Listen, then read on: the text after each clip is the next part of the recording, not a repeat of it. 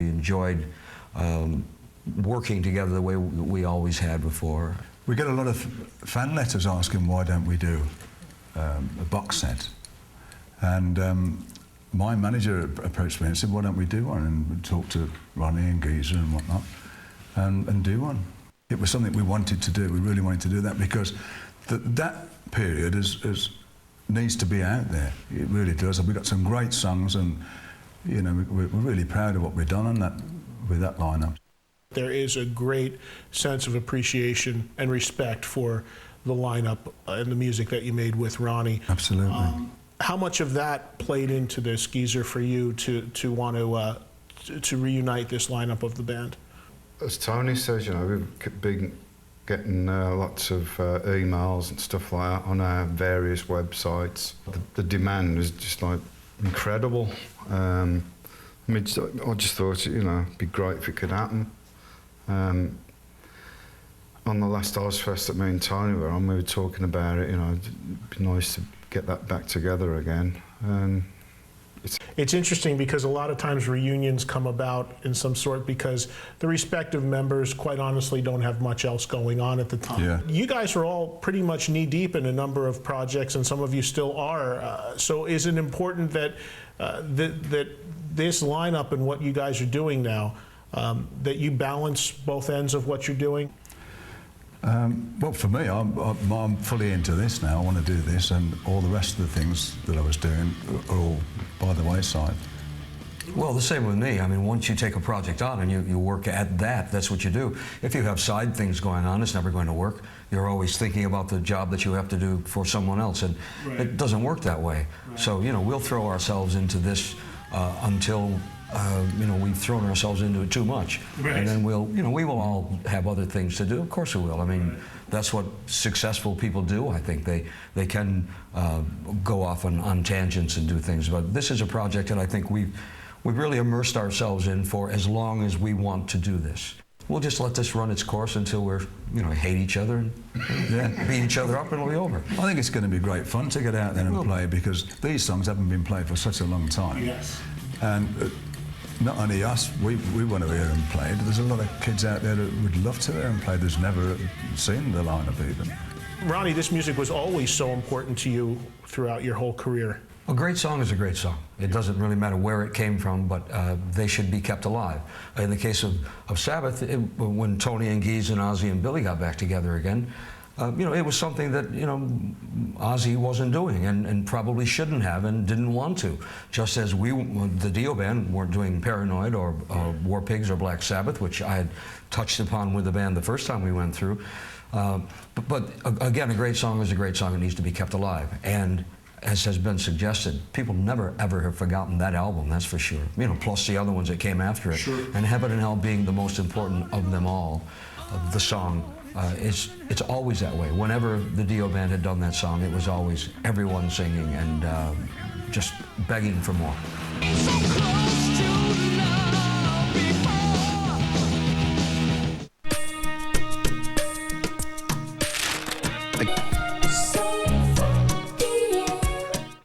I used to play rhythm guitar in my previous band, and I just wouldn't even play guitar when I heard Tony. And so I switched to bass, and I just made myself sort of have to come up to his kind of standard on bass, and he's just really inspired me that way.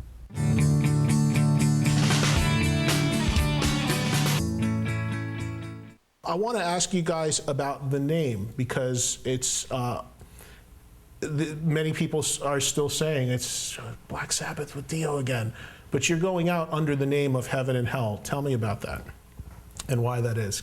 Tony's looking at Geezer. Do you want to take it, Geezer? Well, I think because we've done, you know, we got back together with Ozzy, and that taken sort of, you know, re-established that version of Black Sabbath and getting in the Hall of Fame and all that kind of stuff. Mm-hmm. And it just have been weird after all that to go back and, you know, as yet another version of Black Sabbath. Mm-hmm. And I think the people that want to come and see us know we can call ourselves anything, you know, they'll know who it is. They have established their return with Ozzy and what they created, and so I think we just chose not to have to go that route. You know, maybe it's easier just to leave what that was alone and let people make their own determination. So Heaven and Hell is a nice label for it.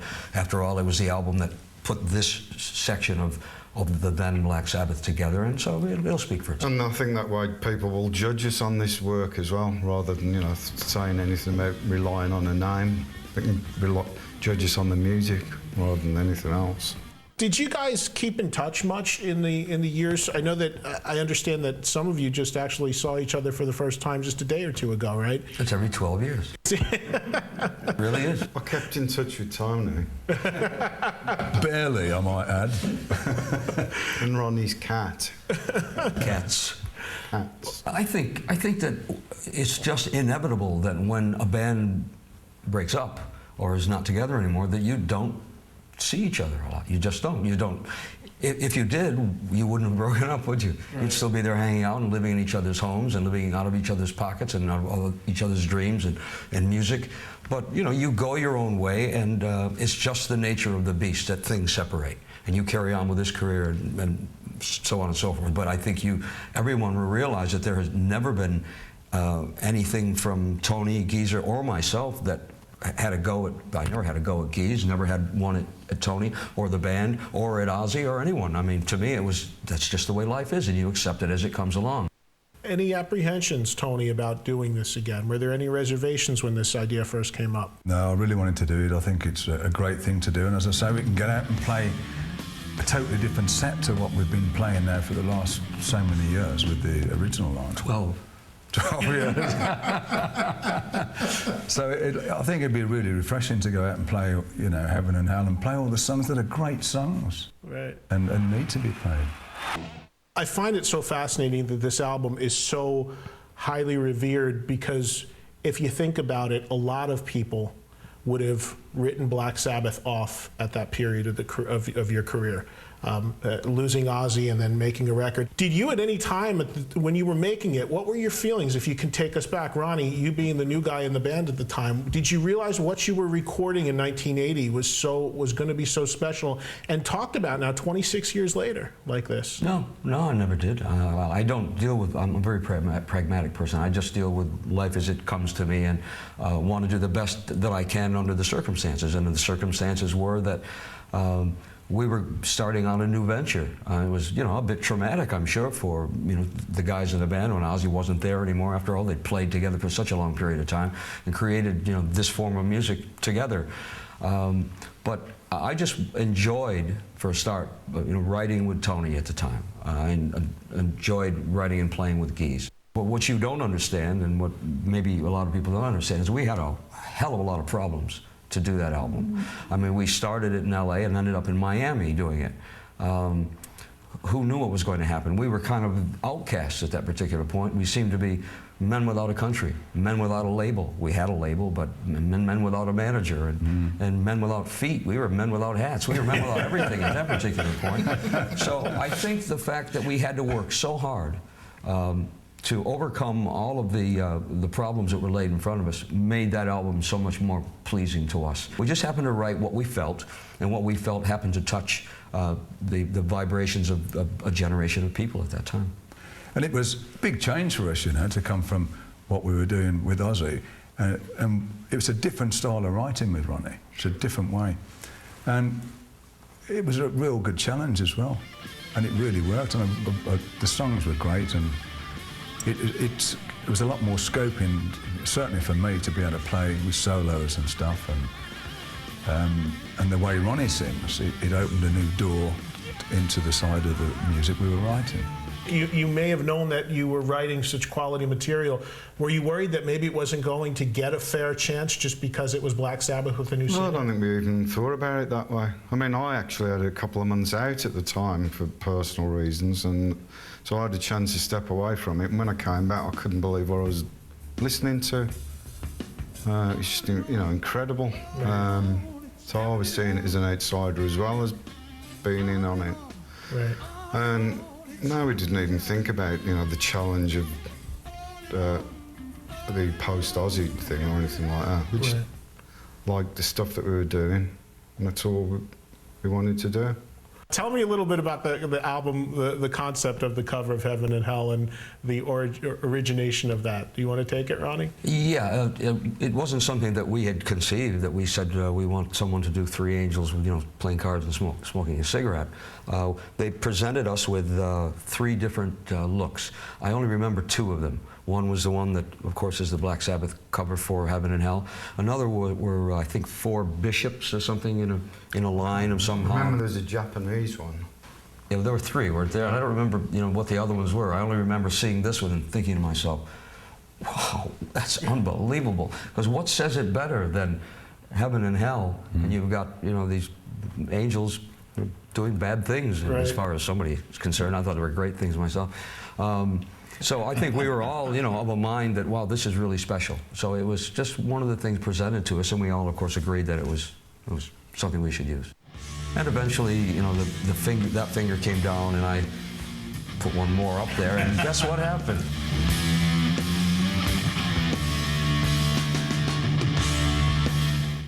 And you're watching VH1 Classic.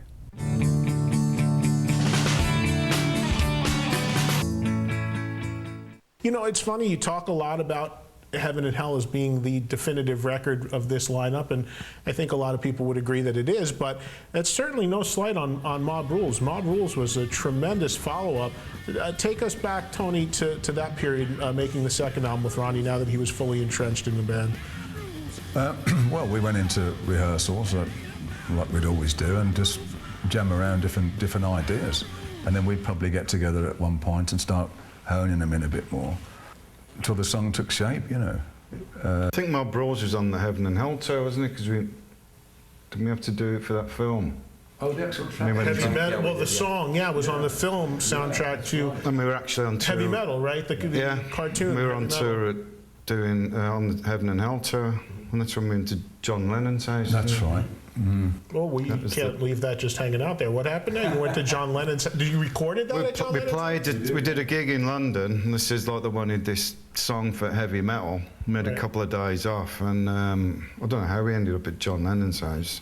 But anyhow, we ended up there and just jammed it out, basically. Yeah, and he got a little studio there, and we set the drums up in the hallway of the house, and it came out, and to be honest, I really liked the sound we had in there. It was a great raw sound, and we never used that. We never used that one on the album. That went onto the movie, but not onto the.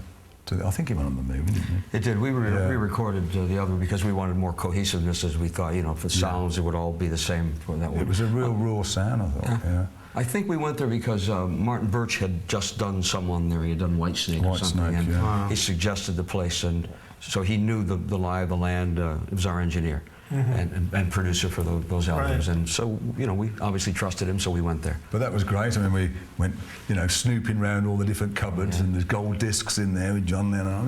Brilliant, really. So that's interesting. Where That's did you put yours? It's at home. Tony nicked his Epiphone.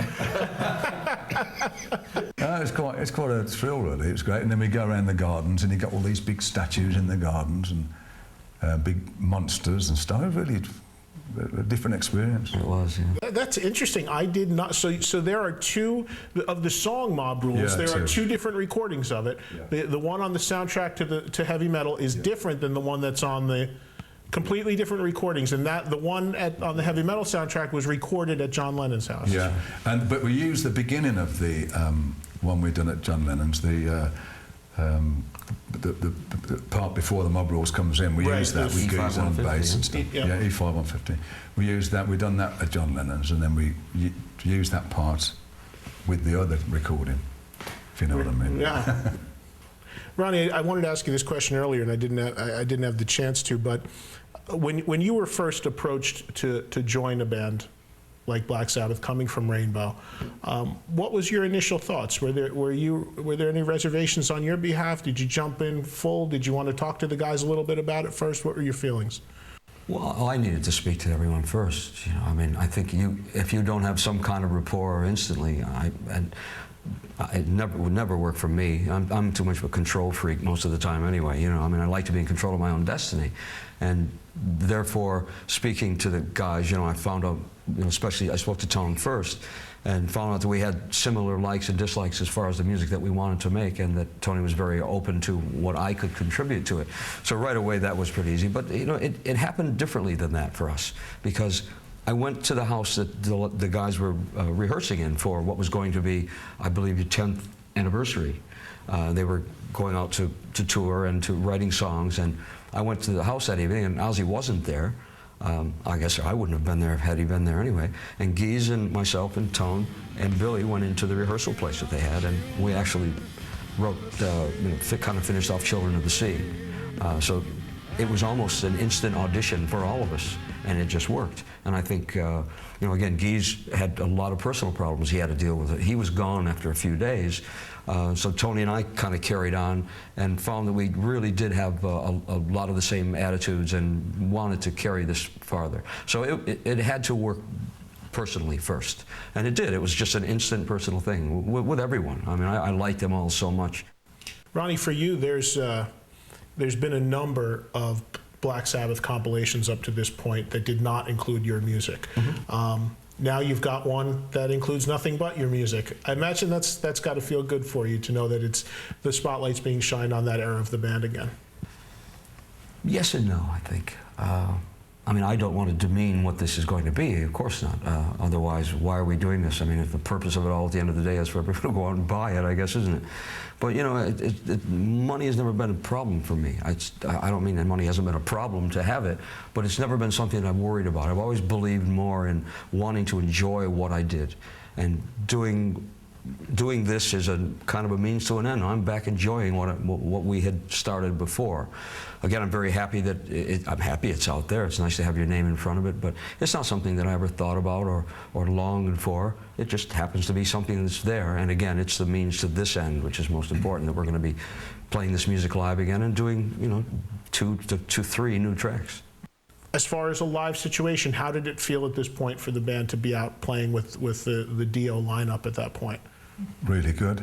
I mean, it's a very difficult situation. You can imagine, certainly for Ronnie to come in, sure, and to do, you know, we've done some Ozzy songs and whatnot. And it's a real hard thing to do because there was a solid fan base there, you know.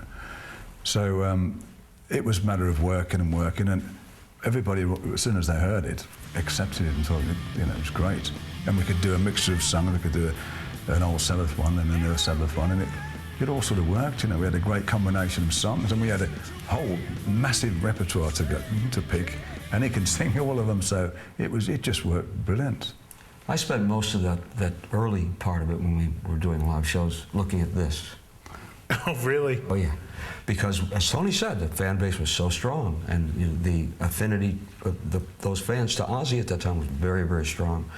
And it took a while for them to accept the fact that that perhaps I, as an individual, was not trying to be Ozzy, but I wasn't trying to be so much me that those songs that were important to be presented the way they were written weren't bludgeoned by someone who was going off on some operatic tangent singing the way Ozzy didn't sing. So I tried to be as truthful about and to the songs as I possibly could. And eventually, you know, that finger came down, and I put one more up there, and guess what happened?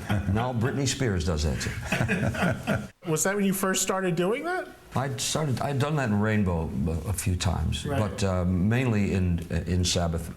And one of the reasons being that, you know, Ozzy was much more famous for, you know, the peace sign. Of course, I didn't want to do that. I didn't want to be copying what someone else did if I could help it. So, you know, my Italian roots came out, and, you know, I whipped up the old Maloik, and there it was. And having used it so many times, you know, I've been given credit for inventing it, and inventing the hand and the arm that goes with it, you know, all of which is completely and totally untrue. It's when you do something enough times, I think you just get you get given credit for it. And I did it enough times so that it, you know, once again, I used to do it, worked. but I didn't get any credit for it.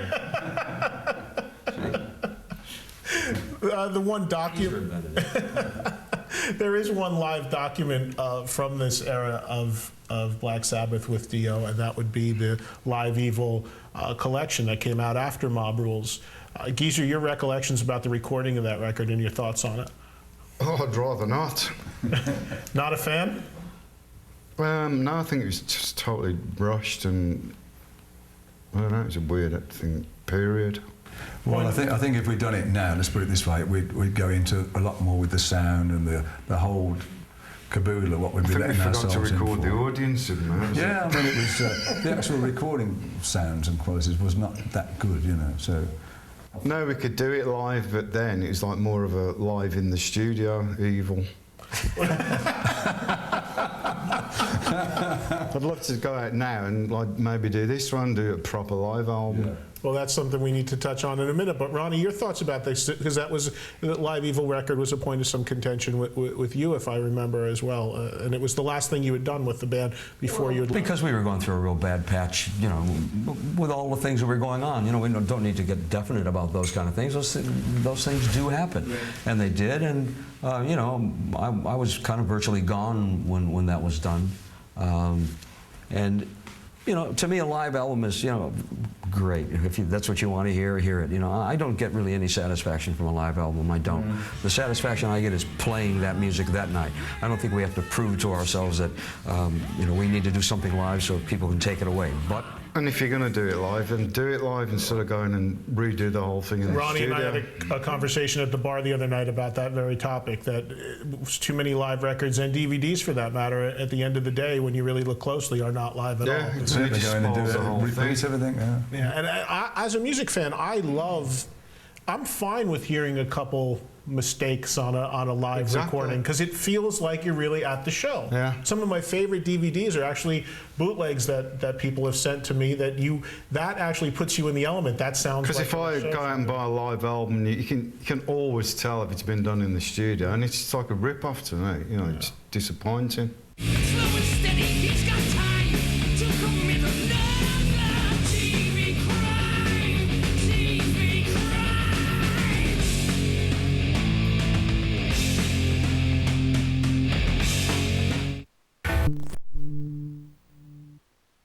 the album Heaven and Hell will always be my favorite album, favorite to make, favorite musically, and just because of the period of time that it was just so fulfilling, and I'm just sad that it ended when it did at that time. Not sad anymore.